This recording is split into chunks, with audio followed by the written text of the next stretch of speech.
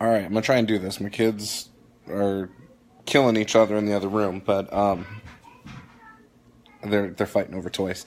Anyways, Craig, Healy, I believe is his last name, is a new DM, and he was asking what he should do. He was asking for tips basically, and said he has the story pretty much figured out. And maybe part of it is Smith. That's the last name. Craig Smith. So he was saying maybe, and obviously you're here, but you were saying you have the story figured out. You feel like you want to make it run smoothly, but you're looking for some tips. It sounds like, as a new DM, you just don't know what to expect more than anything. What I would do, one of the things I always try to do is I try to have a list of names that I can quickly pull for NPCs. What I try to do basically is help myself improv. List of names, have a general idea of where they are, the areas they're going to be in. If you know where the story's going, you can plant hooks now or clues now for something later on as well. But that's not necessary. Ultimately, focus on making sure that the session you are running goes well. Oh. Uh-oh. Can you hear this? Anyways. So make sure the current session is running smoothly. So to do that, I always try to figure out where are the players at the start. Okay, are they in the tavern? Are they traveling to a certain town? And one of the things you can do, say they're traveling to a town, throw a combat encounter to start the game off. That'll allow you to not worry so much and just get into knowing what you know, and that's how to do combat. Almost everyone knows how to do combat. If you've played before, combat will be the easy part. So throwing in some combat to start things off loosens things up. Then go into where they're at. So say they enter the town or whatever. Have names for NPCs ready. It can be a list of names sorted by male and female. If your different races have different types of names, include those as well. I'm doing a quick video, hon. Can you go play in your room? You said on camera. I know. I'm already doing the video. So, thanks. So you have your name list. So again, male, female, and then if you have any races with particular names, include those. Sometimes it's as simple as just 2 lists of names. Okay. Oh, okay. Are you playing with your tractor? No. Okay. So once you know that, where they're at, where they're going, you give them hooks. So if they're in the tavern, which most of the time parties go to the tavern almost right off the bat, if they're in the tavern, you can give them clues there. Poison water is a simple one for me.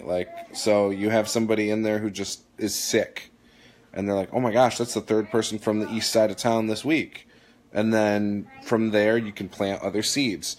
Oh, well, there's 2 wells. There's one that's on the eastern side, one on the western side. Why aren't people at the western side getting sick?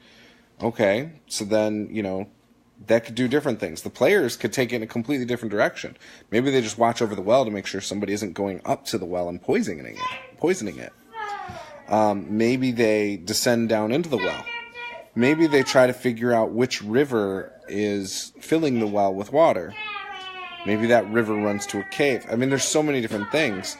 Maybe somebody like the town, master builder, engineer basically, tells them, gives them the clue, comes across them, knows that they're there trying to figure this out, comes up to them and gives them information that well, actually, the water underneath runs to the cave that's off in the northern hills. So then they run to the hills to the north. And then there's where your adventure lies and goes. Well, then you find out that, kobolds were doing a thing over it. Once you get the players going in the direction they need to go, the rest of the session falls into place. There will be times you'll get things that'll throw you off. but trying to get the players back on track in as natural a way possible is the trick. And so that's why knowing exactly what is happening and why is important. However, don't be so tied down to it. What if the players don't go that direction? Maybe you still want to, they say, oh, okay, well, maybe your engineer says it's in the Northern Hills, and they go, oh, well, that doesn't make sense. Let's just descend down into the well. Or maybe before ever meeting with the engineer, they descend into the well. You could just make the dungeon right there instead of in the Northern Hills. You don't have to be 100% tied to those things. Some flexibility is a huge skill, huge thing that DMs can do. And if you make it feel like a natural progression, that's what makes someone a good DM. Anyone can have the same scenario, and if the players never go to the Northern Hills and they do all these other things and the DM never deviates from what their original intent was, like, no, that was in the Northern Hills, and the players never go there, then you never finish the session. And it's like, well, what the heck? Then players start saying, well, I suck at this, I can't figure this out. And you don't want to do that. You want your players to feel like they're figuring it out. You want to make your players feel smart. So roll with it sometimes. Not all the time, but sometimes. So, yeah, a name list is good. A list of professions that are in the town are good. Town information, surrounding area type of plants, type of food, drinks, what are the farms filled with locally. I mean, you don't have to go too in depth. I mean, it could be simple notes. So I have a sheet that I always use, and it'll have things like tavern menu items. It'll have a board, like a bounty board, which will have all sorts of different things, like maybe, and that can lead to other adventures in future sessions or whatever. Like, think video games. Like, what in video games lead you to your quests? It's NPCs and information, like information in books, bounty boards, things like that usually in a game lead you on your quest. And so I steal from things like that. Bounty boards can give extra clues. If, again, we're sticking to the poisoned water, maybe there's a farm that says livestock getting sick near the Northern Hills, off the Eastern Path. And, so then that also can lead to some things there. Like, oh, well, now they're heading up there anyway. And you find out that the farmer's been letting his cows drink from the river, the Eastern River. It goes underground again, but it comes up, and then it goes down, heading towards the mountains or something. Like, it's an underground river, and it comes up for a brief amount of time. I don't know. Maybe up there's a smell to it, like a rotting flesh smell to the water. If they go and investigate the water. Maybe they also find there's magical properties if someone does a detect magic or something. Maybe you can tell by the fact there's no fish in the water that something's wrong. Now you know the water is the source. If the players don't ever try to investigate the water, maybe it's not the water. Maybe it's something else. Like, all these things you can throw out there. And again, if a player comes up with a better idea, and you think it's better, think about it for a second before you run with it. But if it's a better idea in your opinion, go with it. I mean, sometimes that's part of the fun. I know when I was newer, I made things harder on myself as a DM, trying to think of every possible outcome. Nowadays, I go with more simple formulas for how I run games. I just am like, okay, this is where the players are. Based on the last session, this is where I think they're going. What are they possibly going to encounter? Okay, great. if I feel like things are hitting a stopping point, like where the players don't know what to do next, I give them extra clues. Sometimes I'll make them roll like a history check. Like a history check for your Dwarven Mason might reveal that, oh, there were those mines up near the Eastern River. And I think there was a water supply in there that was discovered. Boom, now you just gave them a clue, but it was a specific character based on their skills. Like, you know, hey, he's a mason and, you know, whatever. Or he's a whatever he is, miner. You know, and so you run with it. You know, and there's no... There's a lot of things you can do. Really, I think if you just keep it simple, you're on the right track. You know, especially for your first time. I wouldn't try to throw in too many advanced techniques. I wouldn't throw in a lot of, I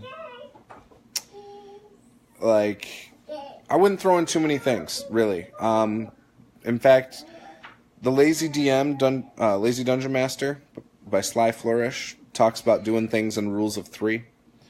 So you have a town, you have 3 NPCs, you have 3 hooks, 3 this, 3 that, whatever.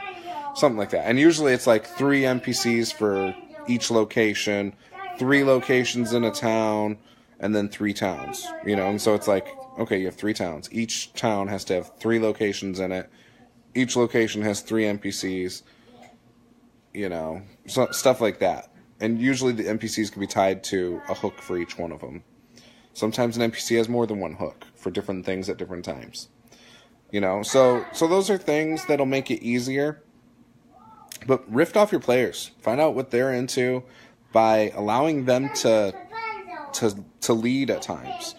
That, ever since I've learned that, you know, just feeding off of your players, and you know, I used to think I knew that. I used to feel like I knew what that meant.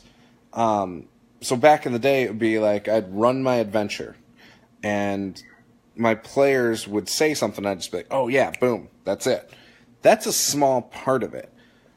Since then, I've given up a little more player agency. I've allowed players to name NPCs in a session. I've allowed my players to tell me where they're going or what they see. Like, if I can't think of something on the spot, I'll just say, well, what do you think you find? Or what would you see as you came up to this water? And let them tell you. Let them dictate stories sometimes. You know, it takes some pressure off of you. You do it too much, though, then it sometimes is harder to, you know, have control.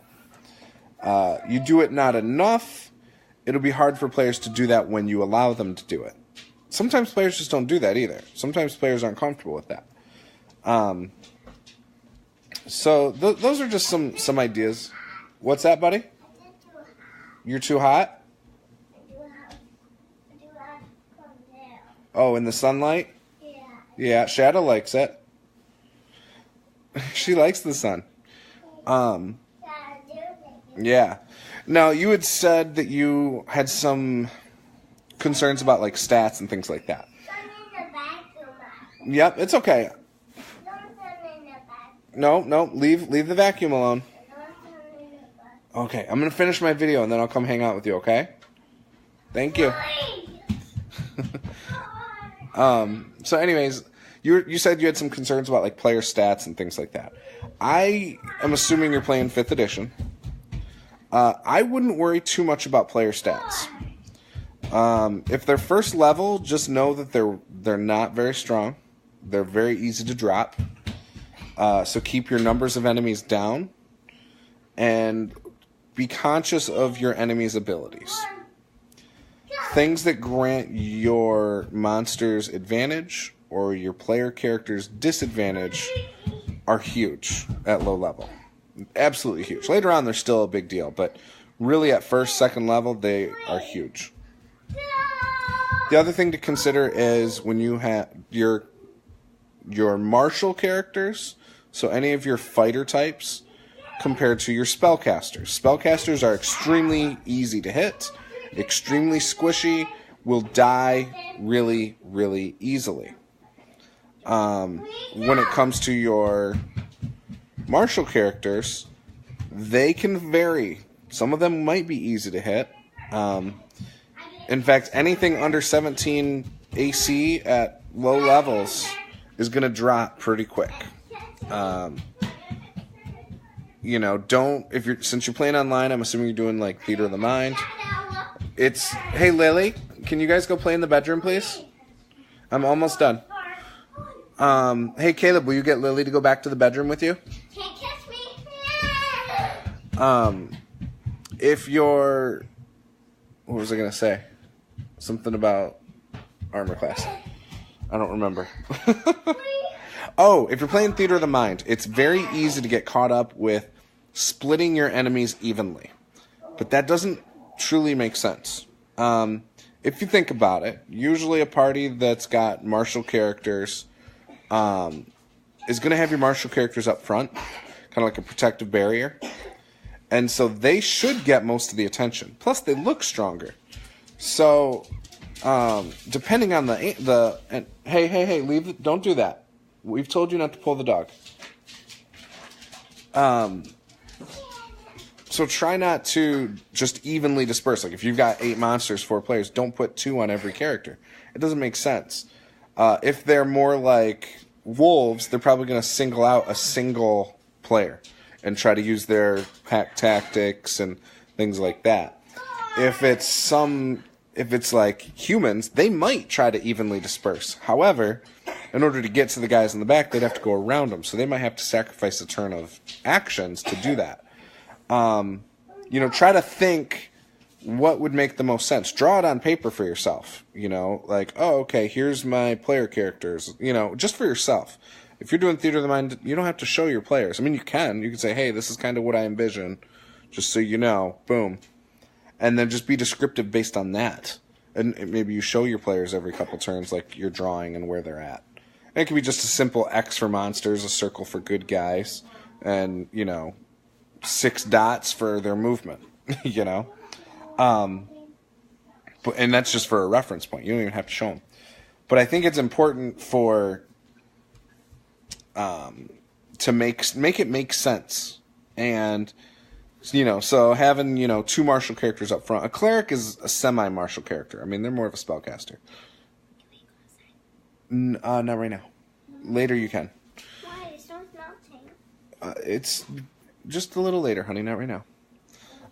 We might have people coming over to take those things out of the garage, remember? So if you have... like a semi-martial character, you have a cleric. Clerics, they're not really fighters, for example, but they have heavy armor, but they can do other things. They can heal themselves. So they could handle 2 monsters on them. Another character could handle probably 2 monsters on them. At first level, 1 monster can drop you, though. All it takes is 1 crit. You're rolling for 4 monsters. That's, you probably got a 20% chance. I don't know if statistics add up that way, but hey, hang on one sec. Caleb, no. Do not hit the dog. Go put that away. No. Yes, or you go in timeout if I see you do that again. Lily, get up off the floor. I told you to go play in your room. That's not your room.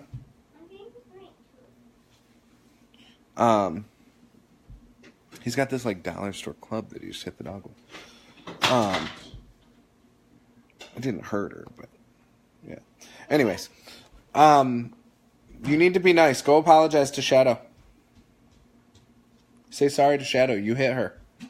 That wasn't nice. No, Shadow's over there. Caleb. Anyways. Thanks. So anyways, yeah, like I wouldn't worry too much about stats. Just know roughly what they're, if they're a martial class, they probably have a 16 or higher AC. If they're a spellcaster class, like a sorcerer, warlock, or wizard, they're probably under that. If they are one of those spellcaster classes, 2 enemies is probably going to drop them in a round. If they're a martial class, 2 enemies is probably not going to drop them in a round. So if you have a party of 4, never throw more than 6 enemies at the party ever at first level. Just you shouldn't do it. If you do it, I mean, throw like Twig Blights, something that does 1d4 damage, and isn't the strongest monster at him or something. And if you do that, that's cool. You could even reskin a Twig Blight into a goblin. You can use Twig Blight stats as a goblin, or even a malnourished orc or something. I mean, it wouldn't make sense if they were only doing 1d4 damage as an orc because they're stronger. But don't be afraid to just make up your own stats. Don't feel tied to the monster manual. Don't feel tied to stats of any of the creatures. If you want to tell a story with a certain monster, just do it. And make the stats possible. Remember, anything under 15 AC is pretty easy to hit. Anything that can do a hit die of damage to a player character can drop them in a round. So keep those things in mind. The spellcasters are D8 and below for hit die. Your martial classes are D10 and up, I believe. I'm trying to think. Barbarian's a D12, Fighter's a D10. Paladin, I think, is a D10. Ranger might be a D10. So just think D8 and above for martial classes. And then if something has multi-attack, if a monster has multi-attack, then again they're doing twice the amount of damage, at least minimum. So that's again something to just consider. None of these things are hard and fast rules. It's just kind of what I do at first level. At second level, you can almost double what you do to your players from a monster standpoint. After that, you can't continue to double because then you're going to just wipe your party out. But you can. I think those are good guidelines. Now, if you have anything in particular, any specific concerns, I'd happily address them. But I think those are that's my thought process going into a game. And I have monsters too that don't fall under those categories. Like if there's a red dragon and I've warned the players, then there's a red dragon. It's the player's fault if they go near them, So again, it's not a hard rule. You can be loose with some of these things. All right. Well, if you don't have anything in particular, I'll probably wrap this up here. If you do think of something, feel free to post it, and I will try my best to answer it. I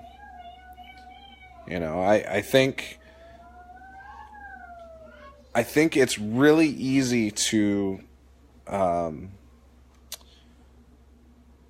worry yourself too much about a session. I'm sure you'll do fine.